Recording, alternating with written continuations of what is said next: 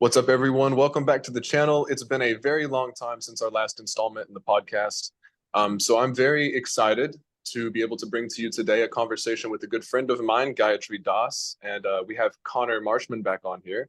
We're going to be discussing the topics of diet, vegetarianism, veganism, pescatarianism, what this means for us us spiritually and in spirituality, and also what is our anatomy designed for? What is the healthiest for us? And I think oftentimes science and spirituality go hand in hand, and I think the two end up proving each other right. Very good conversation I have for you guys today. Super excited to have you here. Super grateful. And without further ado, let me introduce you to Gayatri Das. Hello, everybody. Good to see you tonight. Glad to be here. Love this topic. Can talk about it all you want. Let's have a good time with it. Let's go. Let's go. So in my diet per se, I had been practicing spirituality, yoga, meditating, and involving myself in plant medicines and different things like that for many, many years. I noticed in my own walk, eventually meat started to drag me down. It started to, I was raised on meat. I was raised eating whatever. My parents just did it, typical white American diet, McDonald's and all that. So yeah, I was very used to the bad diet stuff. And when you're on a path of consciousness, for me, it was like as I was progressing on these stages of consciousness, I was becoming more and more aware of these things I was putting into my body that were damaging it or being negative to it. I gave up meat, let's see, almost 2 years ago. And I had severe dietary issues before I gave up meat. I'm talking like IBS, just cramping, irritable bowel syndrome. Sometimes the trips to the toilet were excruciating, not to put too much detail into that.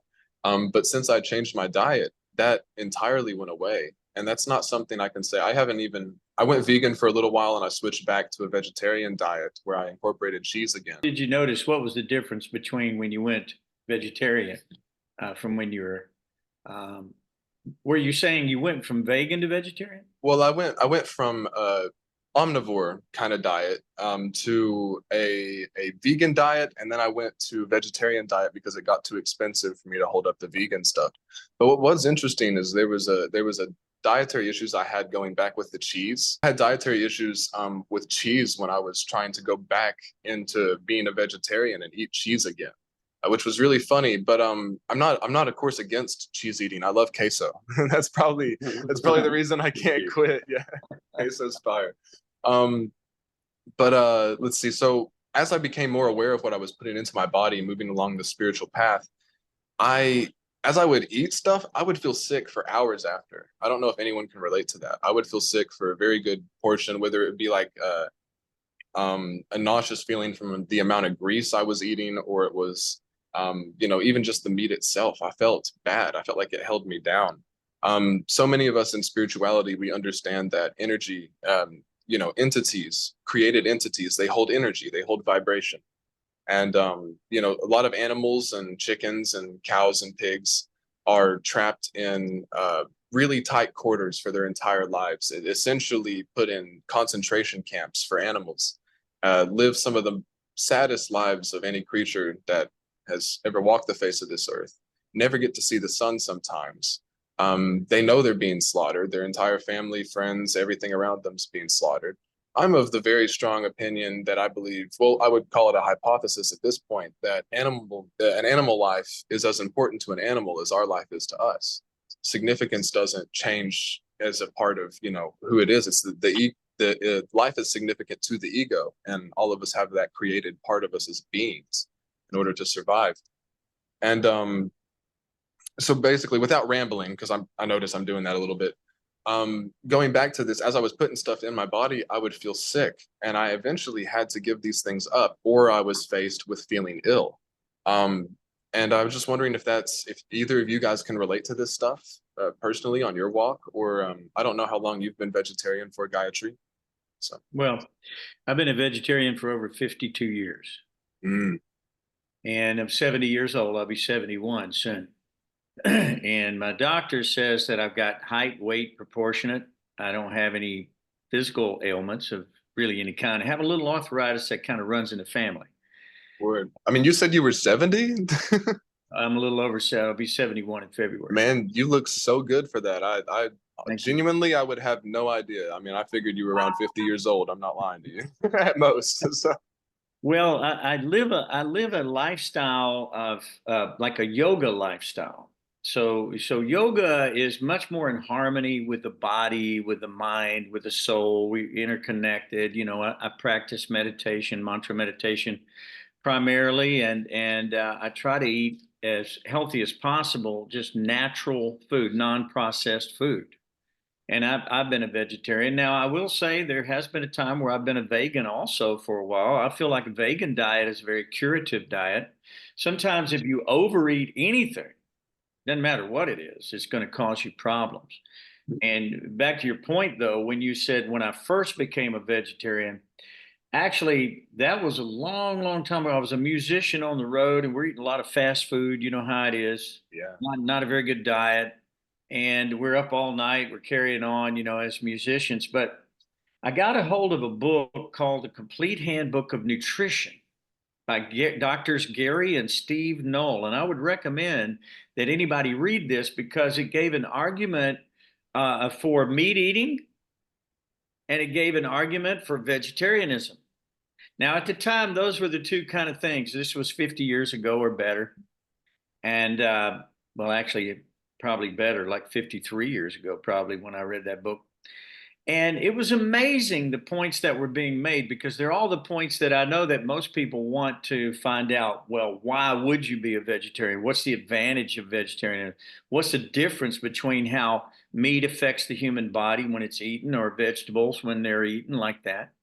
And, so they gave some very good contrasting arguments, so much so that I actually became a vegetarian shortly thereafter. I'd already been fasting and doing some various yoga exercises and austerities, but once I read this, I couldn't refute the arguments that were being made. So I'm going to recommend that all the listeners to this immediately go avail yourself of a copy of this book and read those arguments. And I think you'll find out they were very scientifically presented, not with bias for one cause or the other. They weren't trying to establish meat eating in its supremacy or vegetarianism in its supremacy as a diet or whatever. They weren't doing that.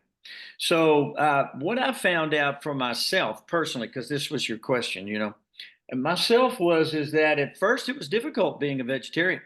Now try to imagine this is 50 some odd years ago. My parents were telling me if I don't eat meat, I'm going to die immediately.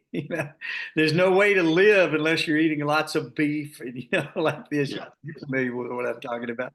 Parents So love to say that you should eat your vegetables until you tell them that you're going vegetarian or vegan. Then they're like, oh no, you need meat too. well, that's a fact. They thought I was eating rabbit food and that soon I would, grow ears like a rabbit or I don't know what. I don't know what. But what I found out was that I dropped some weight, first thing. And the weight that I was dropping was kind of, and I don't know if you're aware of this, but the average human being probably has 5 to 10 pounds of putrefied fecal matter in their colon at any one time, undigested fecal matter. Now, I know that sounds gross, but it's true, okay? And so what happens when we're impacted in that way with undigested food, the blood circulates through the small intestine and large intestine, and it gets rid of its impurities and it picks up different minerals and so forth and so on. It's unable to actually do that very well at that time. So I went and had a series of colonic, high colonics. Are you familiar with that? Colonic I'm irrigation? actually not, but it might be because of my age. Yep. Colonic irrigation is something that you can look into too. And I would recommend everybody do that because it's just like you brush your teeth, you know, Right. it's You want just to like keep everything cleaned out. you got to be clean, so you want to be clean inside and out.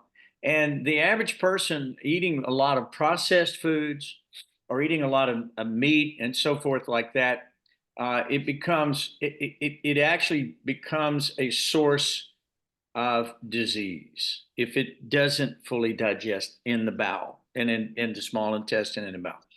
And it doesn't. So you can look this up. These are all facts that we're talking about. They're not things that I'm just giving an opinion on. These are things that we've studied as scientific fact and can be proven to any audience anywhere. So once that's eliminated from the body and a person's clean inside their body, you'll immediately notice a difference in the oxygen level, and also in the feeling of strength, and because the nutrition that you're taking into your body now is being digested and processed correctly and eliminated correctly, so that you feel much, much lighter. So I'm a student of spiritual life also, not some sectarian concept of spiritual life. I'm not, recommending anybody change from their current religion to a new one. That's kind of a useless exercise, because you could be a Baptist today and a Hindu tomorrow and a Jew the next and a Muslim the next. I mean, all these things you can become whatever you want. I mean, that's not an issue. But spiritual life I see as something that is beyond any sect. Because if you're alive, you have a soul, you have a spirit, right? One truth, many songs. I like that. There you Yeah. go. There you go. There you go. Exactly. And God can be found in every atom. So certainly he can be found in every religion to certain extents. There's no question about it. But if you want to know the soul, it says in the Bible, it says, be still and know that I am God. Right? We've heard that. Well, be still and know that I am God. So to be still, a person has to quiet their senses. They have to quiet their mind. They have to come to a still spot. Like if you look at a pond, and the pond has got a lot of ripples and waves, right? You couldn't see a true reflection in that pond. It would look more like you went to the circus and you're looking in one of those mirrors or something, because the reflection is all distorted, right? Yeah. Just stand Clown next. house mirror. Yeah, throw a rock in the pond and watch the reflection. Okay, and you'll see that it's contorted and distorted. So if you steal the pond, then you get a perfect reflection, almost like a mirror reflection. So the idea is when you steal your mind, you steal your senses, you fast, you have a clean anatomy, then you allow the body to uptake nutrition correctly, and you allow the mind to have rest, which it never does. Generally speaking, the mind is kind of like a hamster wheel running all day and all night, even in our dreams. So when you're meditating, the mind is still, right? And when your body is light, then you're not heavily drugged down by these senses and by the stomach and by the gastric. And this is all down near the solar plexus. You know what I'm talking about? So it's on a little bit lower level. We want to get our vibration higher. So to do that, you can lighten your load, as they say, and quieten your mind, and you will find that inner self that we're all talking about that we never really get to meet. So once you meet that self, you'll find that that self has a sense of love that's abiding within it, within the soul. It's a natural state of spiritual life is love. So the first principle of love is really do no harm. Do no harm, right? So the idea is to go, and if somebody said to me, I have got to go and slit the throat of this animal and gut it and then disembowel it, right? And clean it and pull the hide off and the hair off of the thing. If I've got to go do that and then cook it and then serve it to my children, it's probably not going to happen, just because I couldn't do that much harm to another creature. I can't do it. Now you I'd have may a hard time even doing that just for myself. Yeah. well, yeah. Well, you may say, well, I mean, you're killing vegetables. Aren't you Right. doing some harm there? Yes, we're doing harm. We have to do harm in the world. There's a religion in India called Jainism, and they sweep the ground. They don't start fires. They try not to kill anything, but still, simply by breathing, you're killing. Simply by drinking water, you're killing. Walking Simply on the by, ground. The yeah, Buddhists pray over their feet so they don't disrespect the things they walk on. Yeah. exactly right. So even eating vegetables, you're killing. But it's a state of consciousness. The consciousness, say, for example, in your dog or in a cow would be completely different than you might see in a blade of grass or a tree or a vegetable, for an example. Yeah. So yes, and so the idea is we teach a karma-free diet, which means to offer food in the mode of goodness. Actually, mode of goodness means I'm not causing as much pain or suffering to these more conscious living entities. And I'm offering that first in a sacrifice back to the creator of all these things in gratitude and in knowledge that, hey, look, I have to take this for energy to enter my body. Now, what do I do with the energy? I want to give it back to the universe. I want to give that back as a connection. And the way I want to give it back is through love and kindness to all living entities, to all creatures throughout the world. So, There's some really cool topics to touch on there, if I'm not interrupting you. yeah, go ahead. The Native American communities, they have a very interesting, or they had a very interesting, thing about meat. Um, this was the Native communities before we wiped them out. I don't know how many reservations stick to this kind of stuff now, and I would think it's way less common, unfortunately. But back in the day, according to their actual traditions, they would take everything that they got from, say, a bison or a buffalo or a deer. They would take every single piece of the animal and they would thank the animal for it and they would thank God for it. And in a way, I think that would, like, I would never eat meat again. I really don't think I'd ever go back to that. But for somebody who does eat meat, I would say I would recommend that for them. What would you say? And like, what are your thoughts on the whole thing? You're saying you would never go back to meat, but you would recommend that if you do eat meat, that you should offer your food first. Well, of course, yeah, everything should be offered back so that it's 360. It's called sacrifice.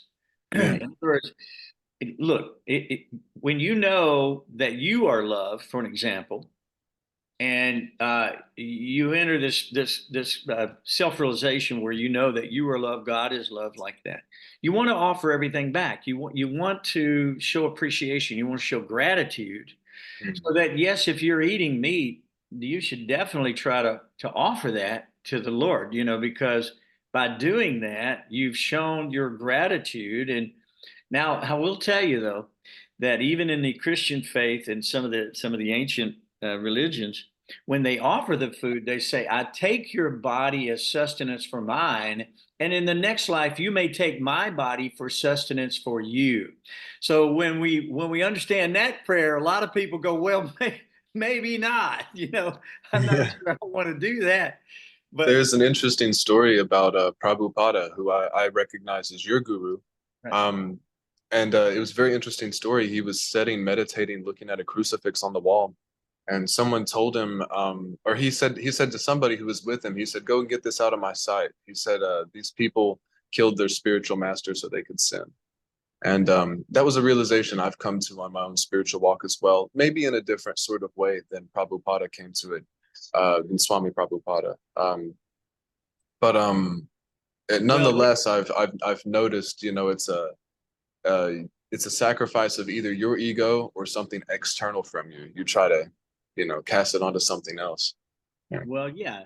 Well, now with Jesus, your spiritual master, you honor like an ambassador. If it came to your country, you would honor the ambassador like you would the president of the country. You would show them the same. Yeah. That's why they have all this elaborate, pomp and circumstance, you might say, or fanfare, even when an ambassador comes to the country. So, in the same way, when you see your spiritual master, you want to see your spiritual master in a very honorable, worshipable condition. To see Christ on the cross, bleeding and suffering for our sins, Yeah. is an extremely painful thing for a devotee of the Lord, because the I devotee. even I even understood. Sorry, I'm not trying to interrupt you. I even understood that when people would, they like, I can understand a little more like the symbol of just the cross, but the crucifix having him on it, it's almost like you've embellished him in his state of torture, you know, Yeah. versus his state of exaltation. Why is it not him escaping from the tomb? Why is it not him transcending into heaven? Why is it not the transfiguration where he became the son?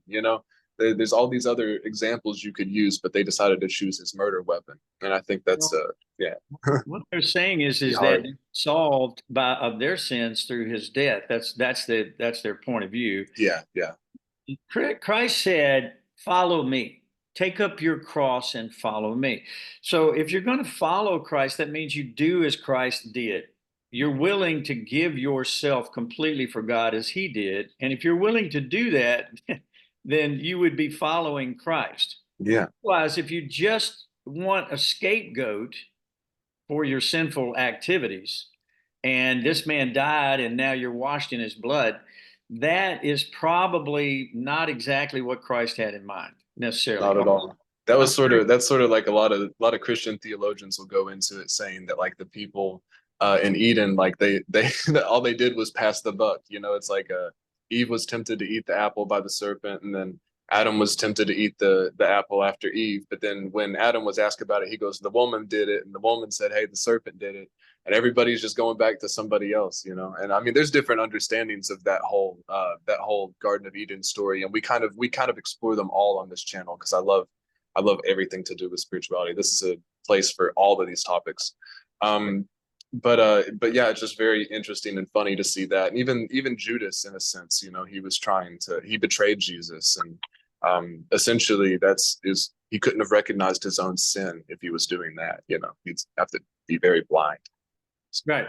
Well, the point of Christ's life is not necessarily his death so much, but his life, and even his resurrection would be the point. And Mm. the point would be is, what did he ask you to do? If he Love. said, "Follow me," what was he asking you to do? That would be the meditation that, you know, a good Christian should do and should live a life. Maharaji Nimkroli Baba, this is Ram Dass's guru, for those who don't know. He said you should meditate like Christ. And when he was asked how Christ meditated, he sat for a while and a single tear fell from his eye. And he said he lost himself in love. He repeated, he said, he didn't die. He lost himself in love.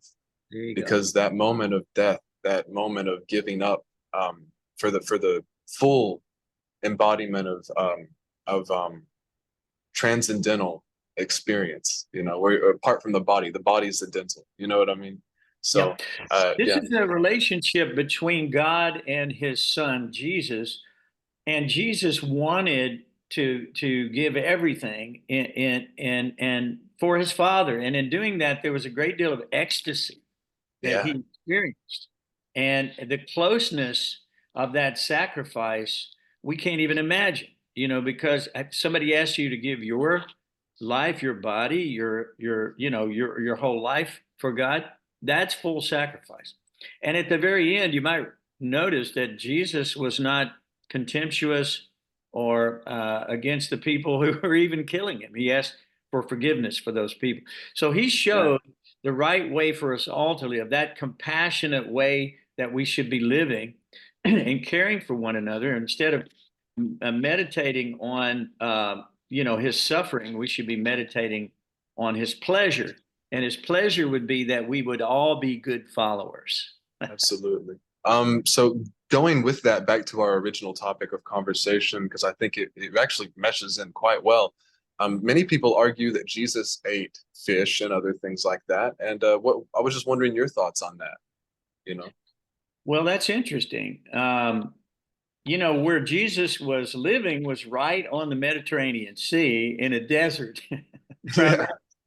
primarily. So I got a feeling like Eskimos, in Arctic are probably not eating a lot of tomatoes and green peppers and beans and stuff. They're probably eating fish. So wherever you live, you're going to be kind of influenced by the food that's available to you. My guru Srila Prabhupada said one time, he said, if a person's in Russia, and Russia is known for, its meat and its vodka and potatoes, and that's basically the diet, that you've got in Russia. That's what, Mhm. at least that's the cliche. Let's just put it that way. So Prabhupada said that if you're there and you're giving this knowledge of self-realization, of God realization, if you're giving that information for the benefit of those people, even if you have to eat meat to sustain your life, to give that information, you should do it. You should do it. So it's not that we're just fanatics about, oh, I'm going to eat meat and that's my religion. I would say that eating vegetable, being a vegetarian is probably got some really good karma that goes with it. Because if you believe the physics principle that every action has an opposite and equal reaction, would you rather, use that axiom or that example by slaughtering an animal, or would you rather by making a nice salad? You know what I'm saying? I mean, you're Yeah, going to get a reaction for what you're doing. In the Bible, there is a place in the Bible, however, and I'll get back to this fish thing in a second, but you're great. In the Bible, there's this place where Jesus says, because they were offering the black sheep on the dark moon night, so that the eye of God couldn't witness this, and then they were draining the blood out of the animal to make it kosher. So I mean, they were taking the flesh. Now, there's a place in the Bible, you can look this up, and it says where God says to them that I turn my back on your burnt offerings of flesh. He turns his back on that. So why? Why does God turn his back on that? That's the question we should ask ourselves. If you read that in the Bible, you wonder, why doesn't God want to eat meat? Why is he against it? Why does in the Bhagavad Gita he says patram pushpam phalam toyam yo me bhaktya prayachati. Bhaktya means love. You give love to all the creatures. You have dominion over these animals, but it's not for your sense gratification. Not that you exploit them and you have these massive slaughterhouses where all these animals are being wholesale slaughtered by the millions every day for the gratification of a tongue. Yeah, man, I'm getting chills. Especially if you don't need the food. I mean, look, I haven't eaten meat in 52 years. Right, 52 right. years. I mean, I went to I don't want to say this, but I did get to go to a school reunion, and I saw the effects of people and their diet after 50, 60, 70 years of eating. And you can go to any place, go to Walmart, go anywhere. You can see how people have disfigured themselves by eating all types of foodstuffs that may or may not be uh, the kind of quality food that your body needs. Now we've lost. There you are. Sorry about that. I had a phone call come through. Oh, there you are. I don't need to take it or anything. I can call her back in just a little Cool. bit. Um, But yeah, I want very, very to. interesting. Oh, sorry. I just wanted to say about the fish thing. Okay. Yeah, Uh, my understanding, you may have a different understanding, but and there's of course we can argue all this stuff to the end of time, and people have been, and they will, they will continually. But my understanding is when Jesus was on the mount, he asked for anybody if they had any food, because these people, 5,000 people, had followed him to the Sermon on the Mount, and so somebody had one fish and a loaf of bread. And they brought it, and Jesus broke it into so many thousands of pieces and fed the people. I'm not sure that I think he was fasting. Check into it. Check yeah, in, see if he was fasting. But let me say this to you, that if Jesus was using his body and his mind and all his strength and his words, like he said for us to do, the greatest commandment, if he was doing that, I don't care if he ate fish or not. I don't right, care right. what he ate, because what he was doing was he was blessing the whole world with this unbelievable absolute truth. Just Yeah, one sentence out of the mouth of Christ could save the whole world. Do unto others as you would have them do unto you. Think about that. absolutely. And you Even can carry that down even into vegetarianism thank too. you. Yeah. There's some really cool guys who I'm connected with. We're not mutuals or anything. We're not friends. But I really highly respect their work. They've done some really great movies in regards to the veganism and vegetarian movement. They're the guys who wrote What the Health. There's also another one written by them. It went over like cows and I think dairy farming and the fast food industry and different things like that. But they're doing a recent project here, which is of fascination for us in this discussion. It's called Christspiracy. I hope I said that right. And it's they're Christian guys. They're very devoted to their own faith and all that, and that's great. I think that's awesome. I'm always going to cheer people on in their own path. But these guys have done some incredible work in regards to vegetarianism, finding it in the Bible and using, and they've even claimed to have found something from way back in the Old Testaments that was prohibiting all animal sacrifices to God and all of this other stuff. So it's very interesting. I don't know. I haven't seen the movie, but definitely go check out Christspiracy by these guys. I think they're the Anderson brothers. They do some really good stuff. One additional point, though, is, in a civilized society, generally it's an agrarian society. So if you look at the ancient Vedic society, for an example, let's go back as far as we can go. And if you look, go Google it if you want to, you'll find that the oldest known writings are Sanskrit, and those are in the Vedas in India.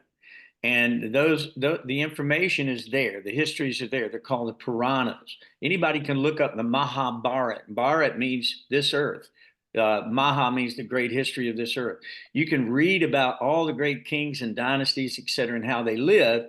And they were all vegetarian.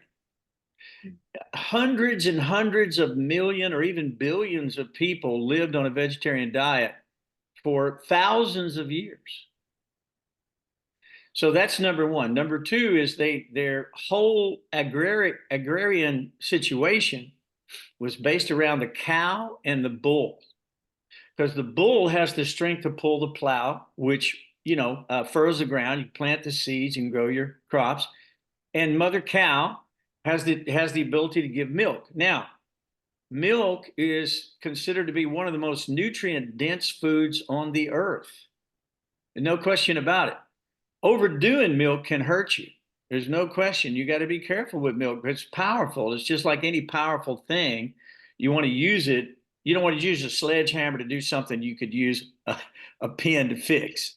You see what I'm saying? So the idea is you have to be careful. There are times in India where they don't drink milk for a period of time. These are regulated periods in the life of, say, Hindu society, for an example, where they fast from milk products, or they fast from beans, or they fast from grains for a period of time. All of this is to help balance the body and keep the body regulated so that you can stay in a position of meditation, of devotion, it's called stitadhira. Stitadhira means one whose mind is calm, one who's fixed in his consciousness, where his mind is not running many branched, but he's focused on one point. And that one point is God, basically. Who is God? What is God? Where does God live? What has he been doing since he created the earth? Why are we here? Who put us here? We can go on with this series of questions, but this is the whole idea of human life. It's called the Tato Brahma Jigyasa. Tato Brahma Jigyasa means, who am I? Where am I? What the heck? How did I get here? That's a pretty good one too. I ain't gonna How did I lie. get here? Yeah.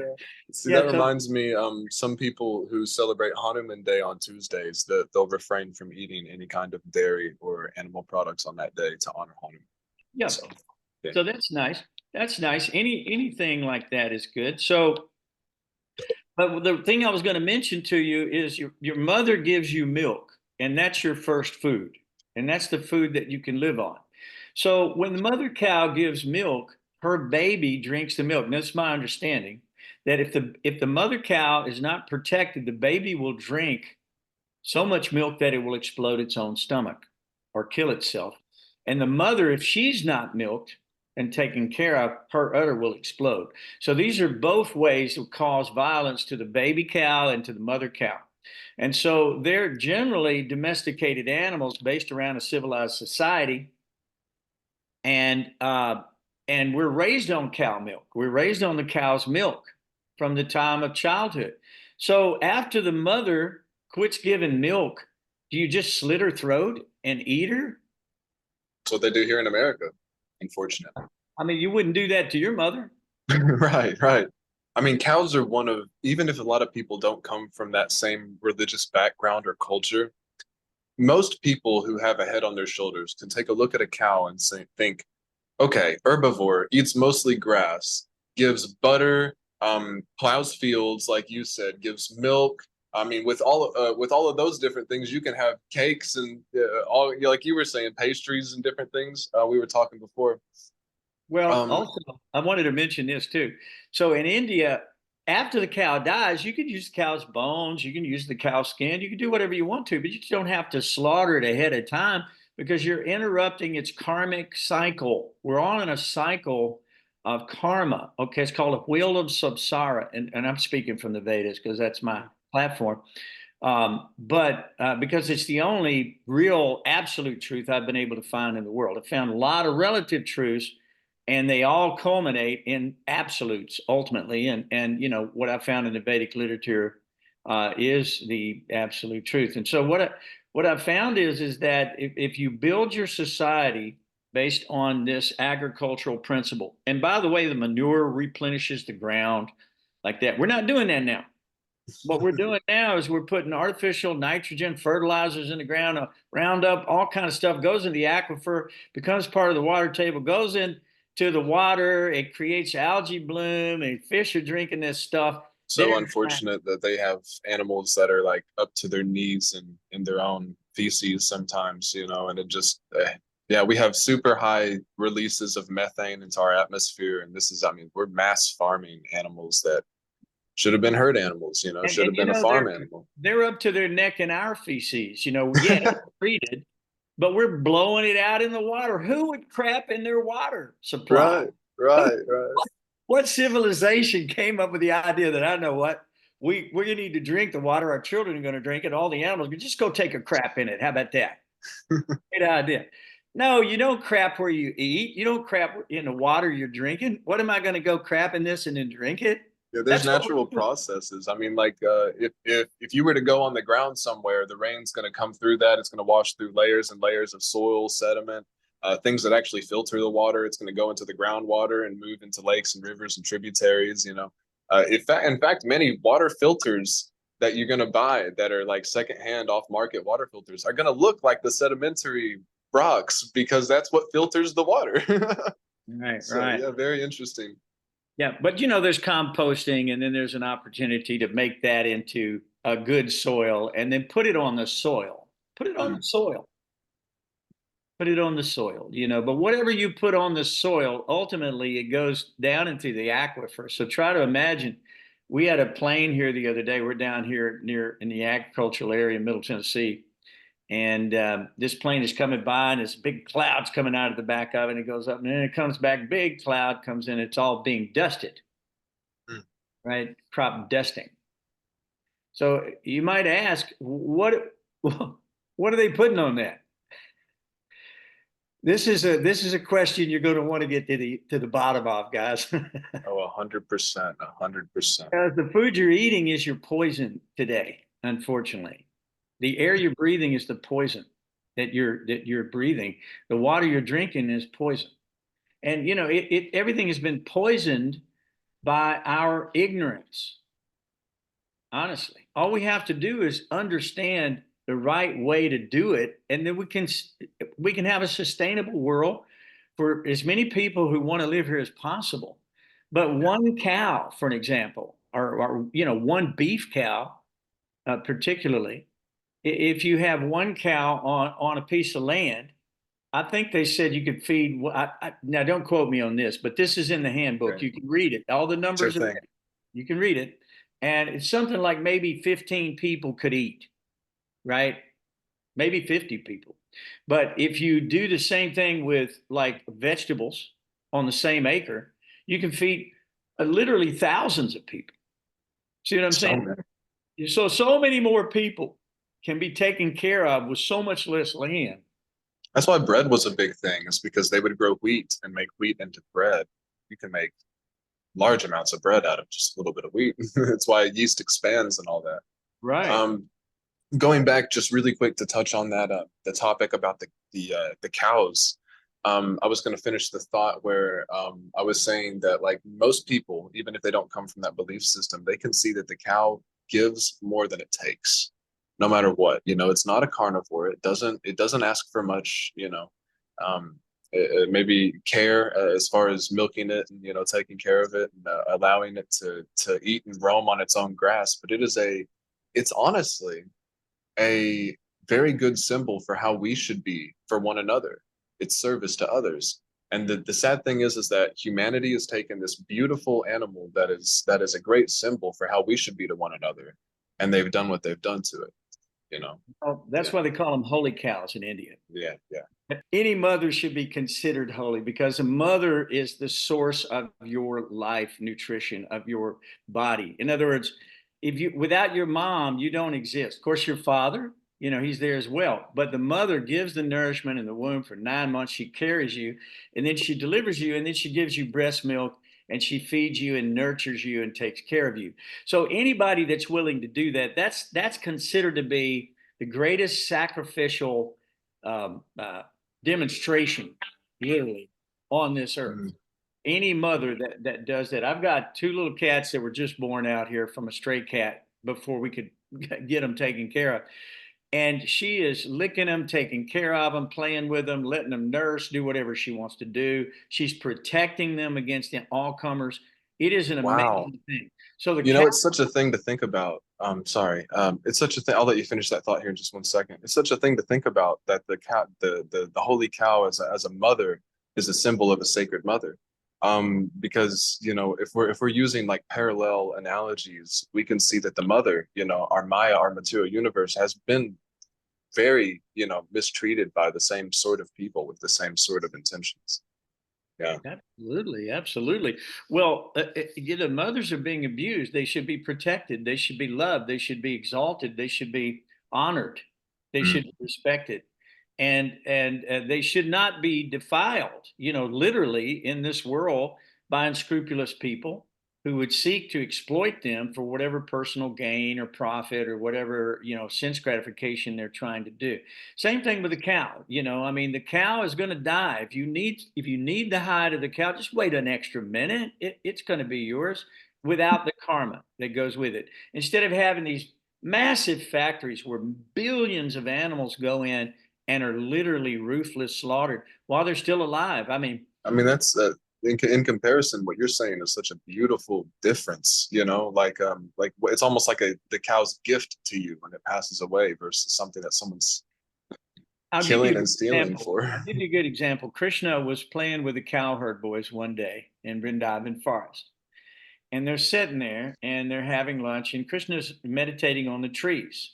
And he looks at the trees and he starts talking about how incredible the trees are because they're completely selfless. You can go to a tree, it will give you shelter. It will give you food. It will give you nuts. It will give you its bark. It will give you its leaves. It will give you medicine. It will give you its sap. And if Yeah, you don't, my friend, real quick, just to interject, he told me a story about how he was meditating with trees for a very long time, and they taught him a language, but that's beside the point. What was more important was that as he would meditate each day underneath this tree, it would grow herbs around the tree because of the mycelium network for things that he needed, like deficiencies he had or things that would help him. The trees are alive, man. They talk to us. Nature is, yeah, alive and communicating. they It's give not a you metaphor. Thank you, they, Terrence McKenna. they give you the oxygen you're breathing and they Yeah. breathe your carbon dioxide. What a great gift. I mean, you give me your waste and I turn it into something beautiful for you. Wow. What That's an alchemist. Yeah. Plus, if you need a house, cut me down. I'm not going to protest. They'll build a house, you know, my body, and you can live in it. Or let's say you're cold. It's okay. Cut me down, burn me, and I'll help you cook your food for you and Yeah. keep you warm. Now, Yeah. that's ultimate sacrifice. So Krishna was making this concept. He also says that about the cows. Now, Krishna's a cowherd boy. And when you talk about the cows are selfless animals. They It's like eat, how Jesus was a shepherd. He was a cowherd. So yeah, Krishna was a cowherd. Yeah, yeah. that's exactly right. That's how I Because tell people. in the case of Jesus as shepherd, of course, he's the shepherd of us. He's the Yeah. shepherd of all. He wants to be a fisherman of men, by the way. Wants to be a fisherman of men. So he didn't say he wanted to be a fisherman of fish. He said, I want to be a fisherman of men. But of course, Hey. everybody he was hanging with were fishermen, you know. I mean, Right, right. they That were was on the what he knew. boat, It was the lingo at the time. walking on the water. He's doing everything he can do to get their attention, you know. But the idea is the cow's the same way. The cow gives milk, it's life. You raise your children on mother cow's milk, you do.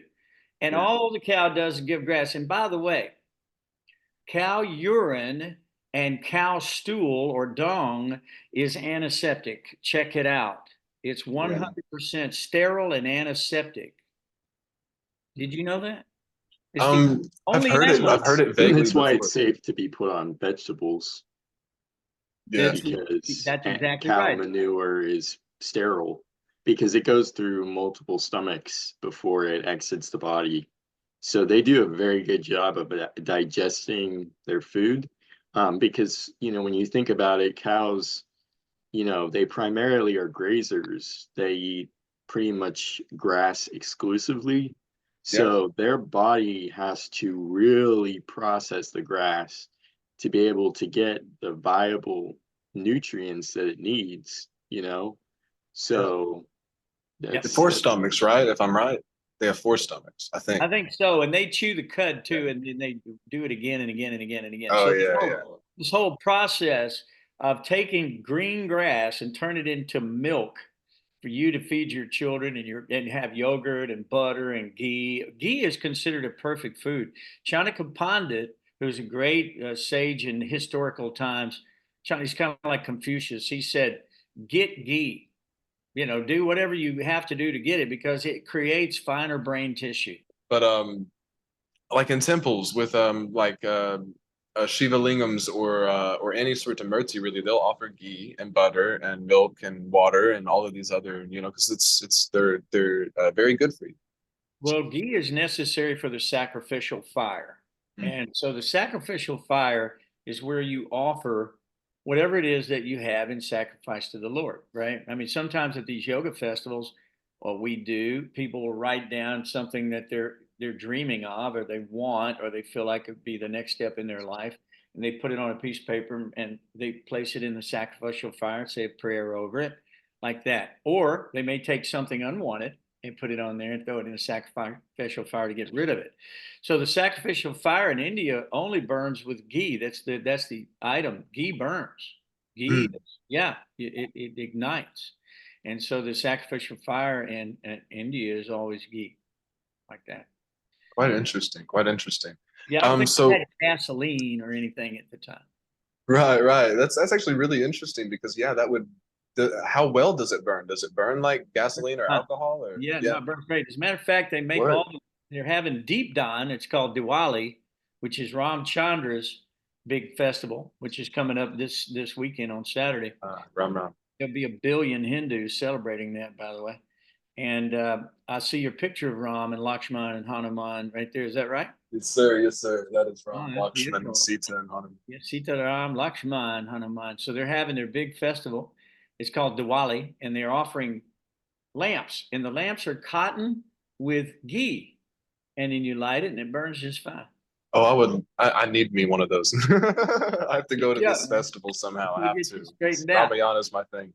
Yeah, we'll Yeah. get you straightened out. So I'd love to go over a little bit of topics with Connor. Connor's a pescatarian, guys. So we brought him on here to sort of get um his questions, his wonderings, just like on whatever Gayatri might know in regards to this diet stuff, because he's had a lot of stuff for us tonight. See, whenever you're ready.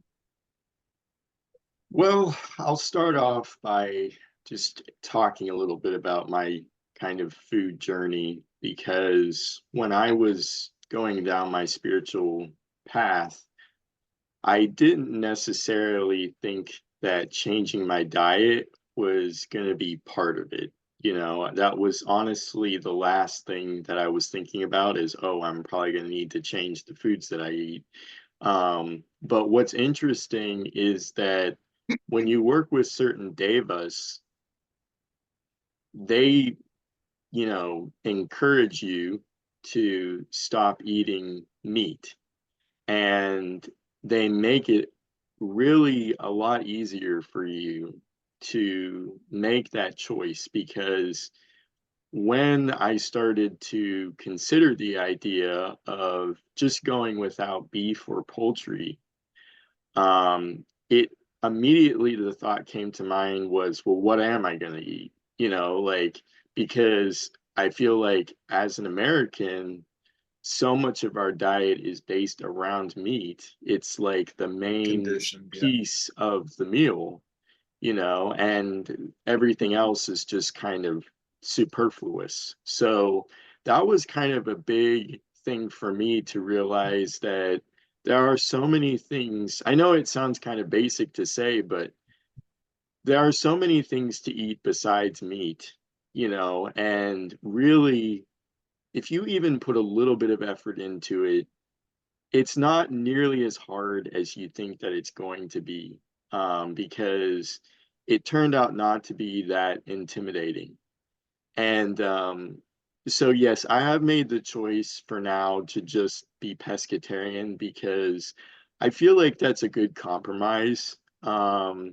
And yeah, to me, it just kind of sat right in my heart to make that decision for now. Maybe my heart will tell me something different in the future.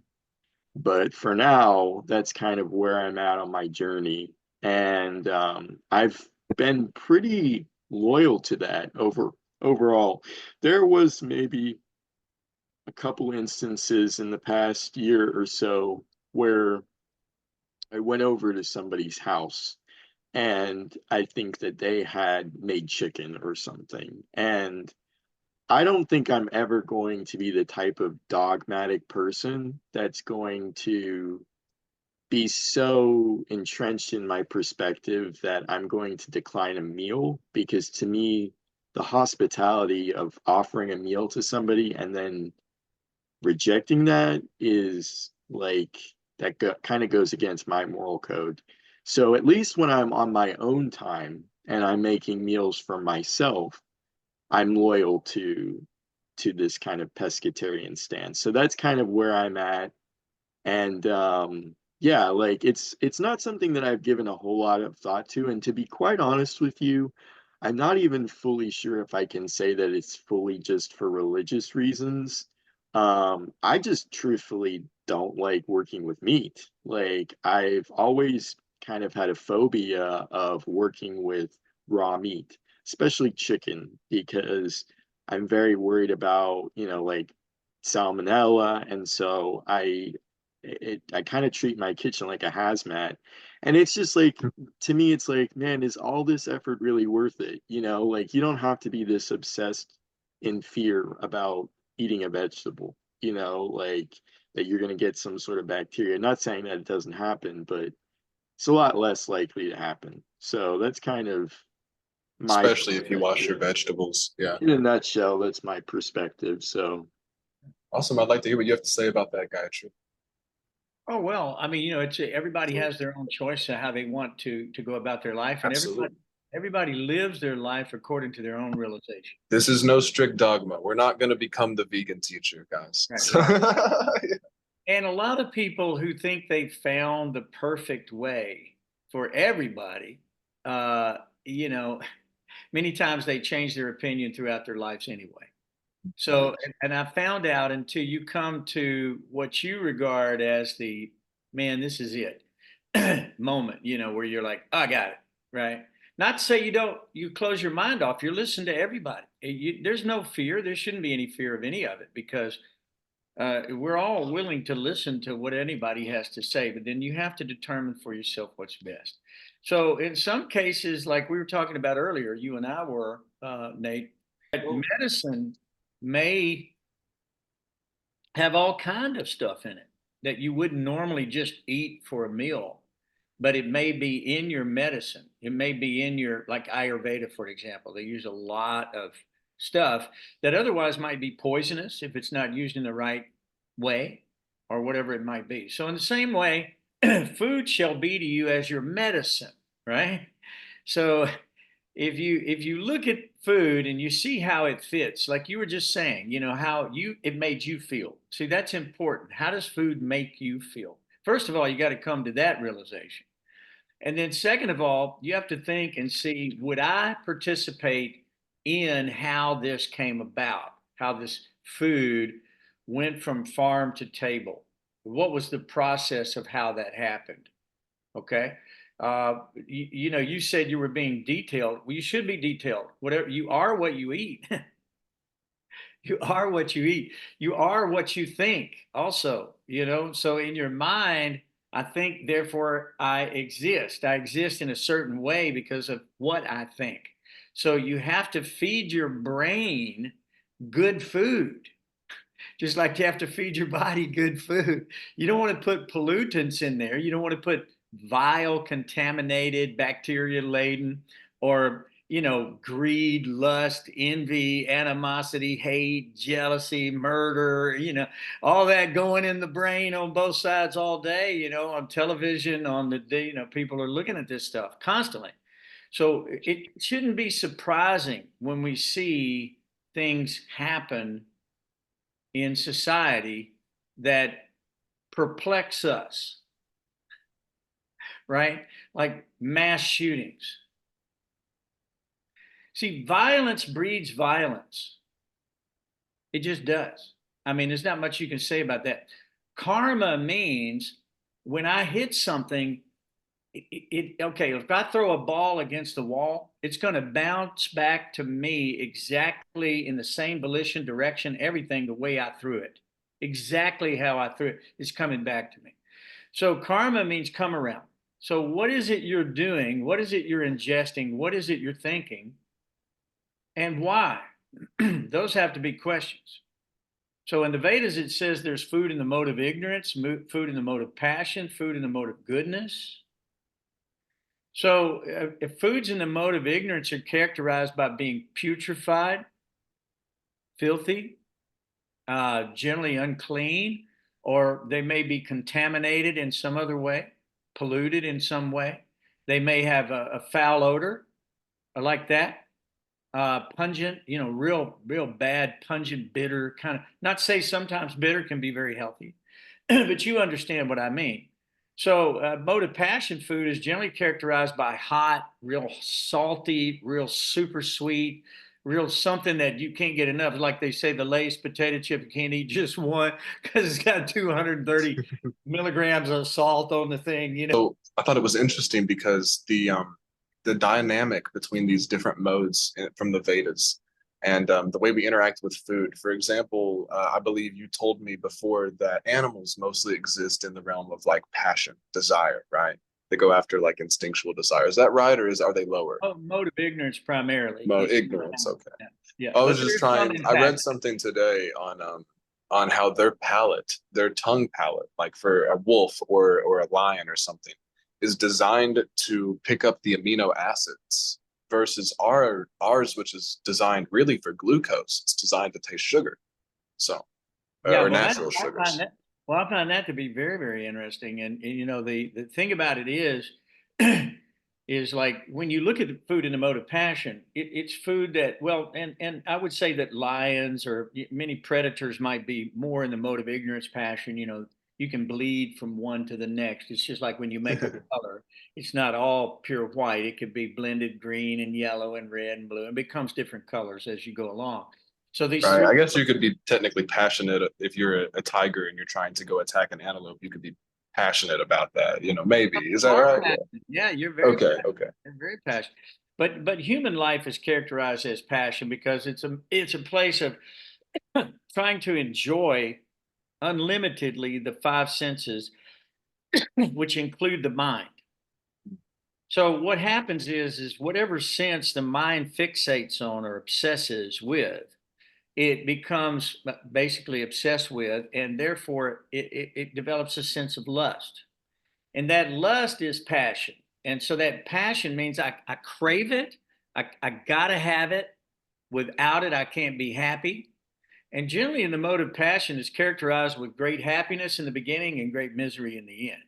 Because foods in the mode of passion create disease in the end, generally speaking. They're too salty, too pungent, too powerful, too this, too that. And they can create imbalances in the body. And as a result, you can become too acidic or whatever that might be.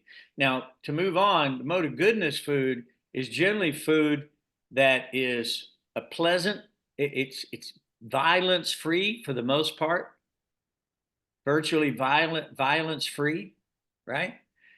Number two, it's generally very healthy for you. You can, even food in the mode of goodness, though, you don't want to overeat because that's passion. Overeating is passion. Overeating means I want to give the tongue more and more and more. Although the body's satisfied, I don't care. I'm going to keep cramming it in. That's called gluttony. Gluttony is a symptom of passion, mode of passion. So the idea is that foods in the mode of goodness are generally succulent. They're sweet. They're healthy. They create good health. They're not harmful. Like in the Bible, it talks about the land of milk and honey. Mhm. You don't kill the bee. You don't kill the cow. Land of Right. milk and honey. You're not creating violence to these creatures. You're maintaining these creatures and taking care of them and nurturing them as well. And they're producing very valuable food stuff. I just bought some pollen today, as a matter of fact, at the store. Bee pollen. Very, very healthy stuff. Very healthy. I think it's interesting to have your perspective on here, because there's so many people who take a very extreme stance to veganism. They're like, don't take any honey from the bees, don't milk the cows, all of it's wrong. But I do think there is a healthy balance to a lot of this stuff, and I think that these spiritual traditions are what help us find it. Well, anytime, one thing I might add, Yeah, you're great. anytime you're really just hurting something, just creating pain and suffering by your actions, that's going to produce pain and suffering to you in the long run. Every action has an opposite and equal reaction. I mean, even just biologically speaking, the meats cause more inflammation. When I stopped eating meat, I dropped so much weight. I think you were talking about weight in the beginning. I lost so much water weight in my chest, and like my chest and my face right here on my cheeks.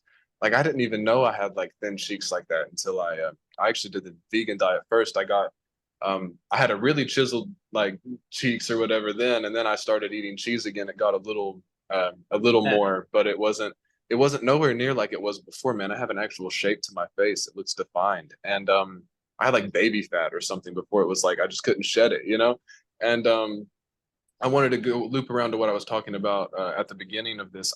The idea in spirituality, at least for the main part, mainstream spirituality seems to understand that energy, is neither created nor destroyed. It only changes form. So, I mean, that's the science of the soul, you know.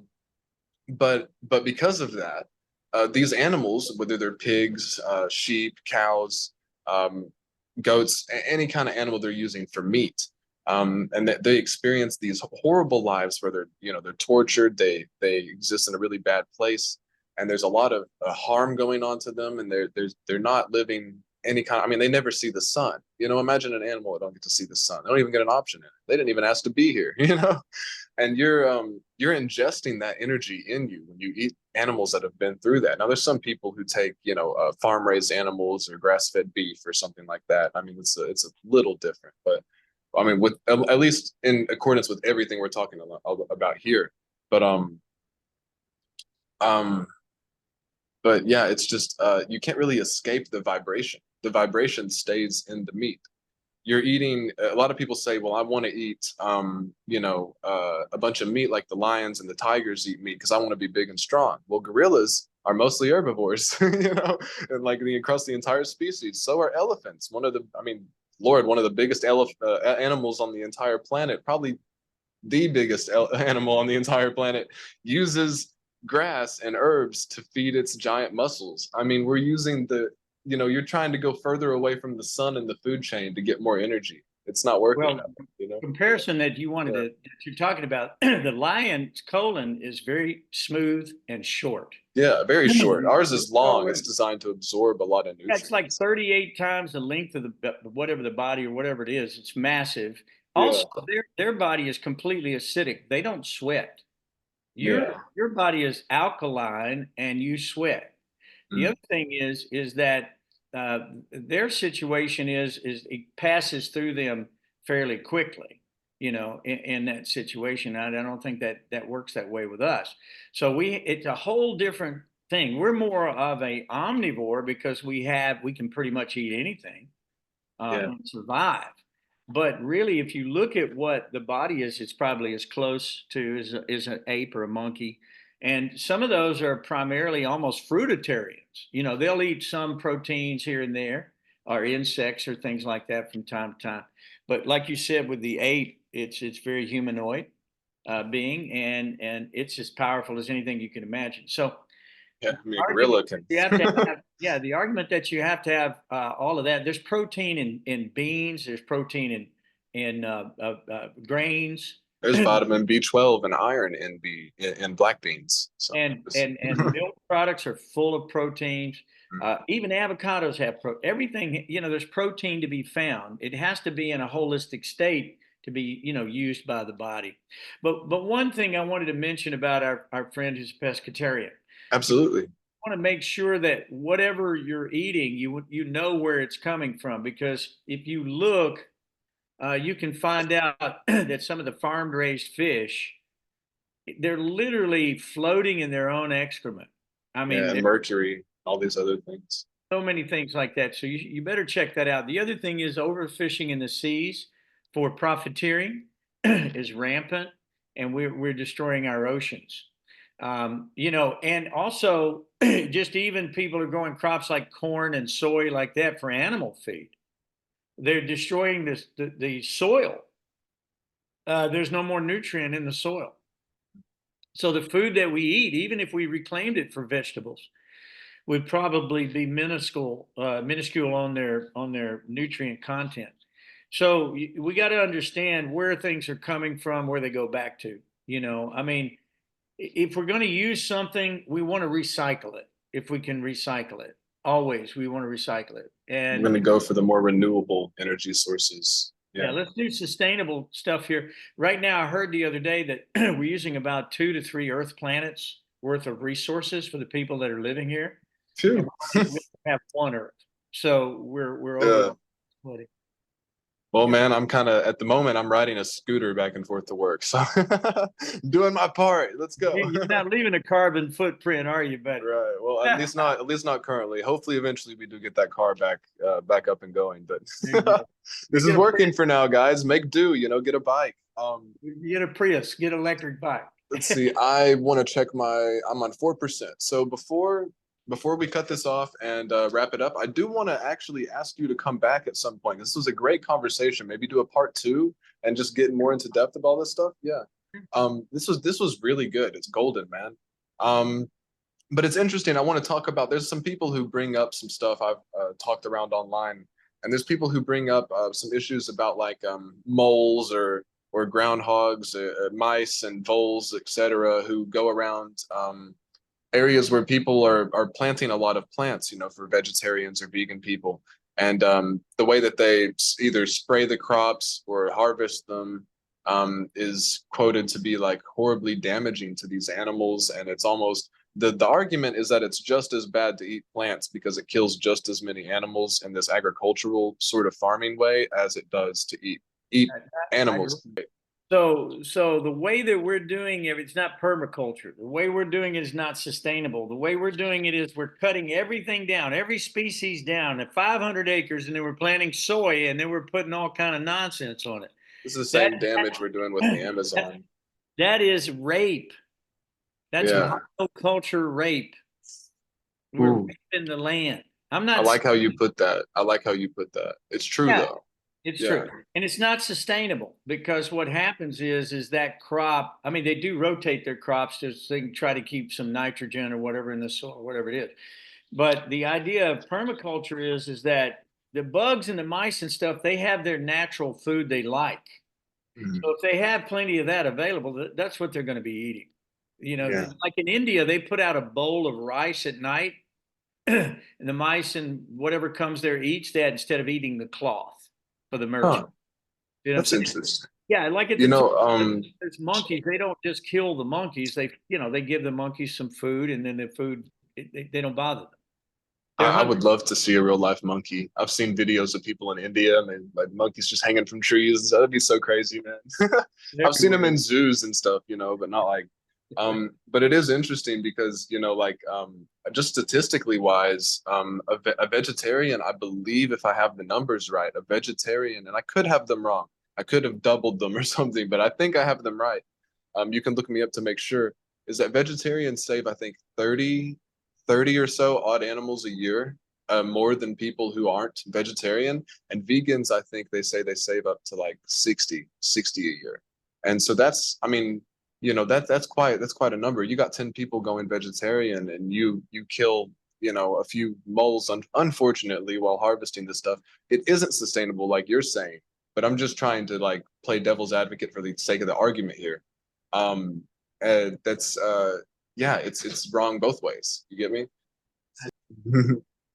Well, it's all good, and you know, but this system of factory farming is really designed for profiteering. It's designed to give dividends to somebody. It's not really ecologically intelligent, it's based on greed. It's not really based on it's not really based on you know, principle other than greed, profiteering, and things like that. So what happens is previously, if you had 5 acres, a bull and a cow, you could raise your family for dynasties on that piece of land and live on that piece of land. And you weren't dependent on anything exterior. Yeah. You did a little Wouldn't cottage. that be the life, man? You did a little cottage industry. Somebody was making cloth. You traded some milk for the cloth, and then somebody made, you know, was keeping bees, and then you traded for the honey, and everybody had what they needed in cottage industry. But it was all done in a village environment, not in some big sprawling. These tractors are as big as the house, Yeah, yeah, I and know exactly what you're talking about, going in just the big ocean. industrial stuff. Most of it's going in the oceans to regulate the price of the commodity. So it's just Once again, it all loops back to that greed, ego, attachment, lust, you know, all of that realm of passion and ignorance stuff, man. Yeah, you're all right about that. And now one last comment. Yeah, sure thing. There's a mode above goodness. It's called pure goodness. Mm, Pure goodness is a state beyond a material state. It's a transcendental state. And transcendental means beyond this earth, beyond this whole birth, death, old age, disease cycle of wheel that we're going through. What it means is this goes beyond, this goes to your eternal life, to your eternal situation. So those activities we'll talk about maybe in the next meeting that we get together. absolutely. Well, I would love to discuss that. Maybe we can discuss the modes in regard, or just basic Vedic knowledge, you know, and just sort of have the vegetarian stuff as like a side topic that's going to obviously come in because it's very much so ingrained within the wisdom of the Vedas. Sure. And all this other wisdom. Thank you so much for coming on, Gayatri Das and Connor Marshman. Love to have you guys here. Connor goes by Seraphim on TikTok, Seraphim555, right? Yes, sir. Like that. And so you can follow him on there if you want to. See, I've been working with Gayatri Das here recently and promoting his music, his kirtan, and some of his yoga stuff. And so really excited to see what comes on from there. We're going to hope to see a lot more of him on this channel, and really just try to get his name and face out there. He's doing great things, man. Love these guys. Let's see. Thank you so much for coming on. Appreciate you guys. Absolutely. Nice to meet you too. And good luck. Yeah, really nice to meet you, Gayatri. Definitely. Look forward to hearing more from you. I really appreciated it. Together. Yeah, anytime. Absolutely. Yeah. Namaste, guys. Namaste. I salute the divine in you, and I'll see you guys on the next episode. All right. See. Catch you later. Hari Bol. Haribo. Go.